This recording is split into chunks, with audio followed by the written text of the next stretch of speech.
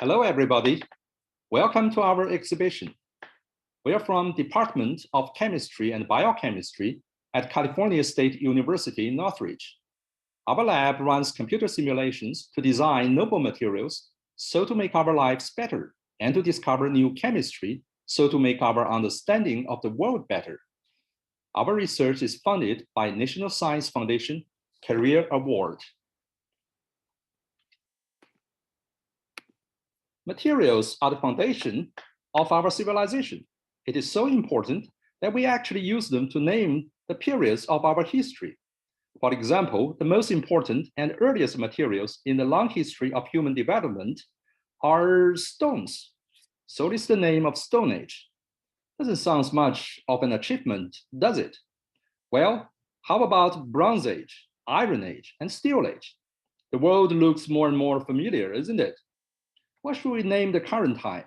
iPhone age? No way. It is fair to name our time Silicon Age, because silicon is the semiconductor material that supports most of the electronic devices. The advancements of many technologies are just the finding of new materials. This turns out to be an extremely difficult task. Materials are miniature machines that are designed to do job for us at the atomic and molecular level, and the needs of our community often push the properties and the functions of new materials to their limits.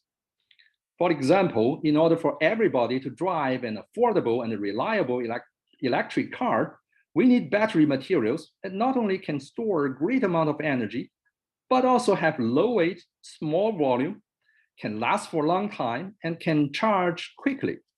The same is true for solar panels and many, many other technologies. In the past, the way that we discover new materials is by trying. We try at home, we try in the fields, we try in a workshop, and now we can try millions of possibilities in a lab. Like the famous Thomas Edison's experiment in search of materials for his bulb filaments. His famous quote is, "I haven't failed. I've just found 10,000 ways that won't work." It doesn't sound like an easy job, even for a scientist. Well, luckily, we're now living in the Silicon Age. We can let computer do most of those try works for us by simulating materials at the atomic level.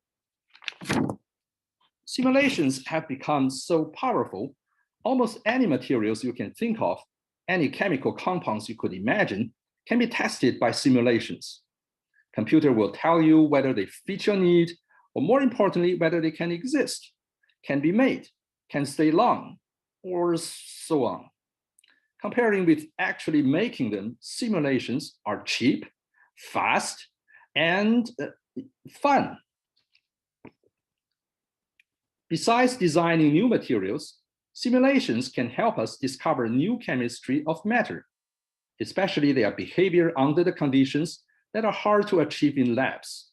For example, pressures as high as the center of the Earth. In a recent study, we show that an element such as cesium can behave very differently under high pressure, as if it changes to a totally new element.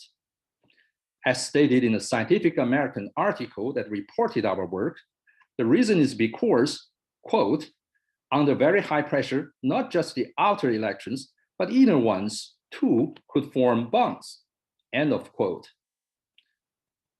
The exploration in this weird, unknown, alien-like world is still ongoing, but mainly inside computers.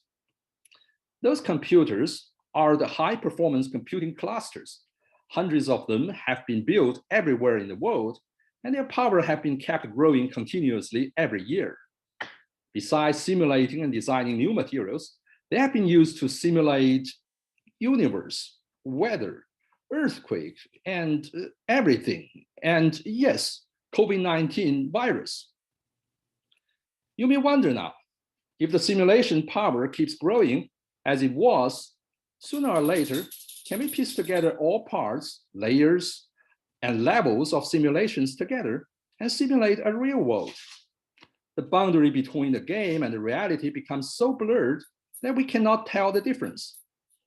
And if we can simulate a real world, could it be possible that we have been living in a world that is simulated by somebody, or even worse, by someone?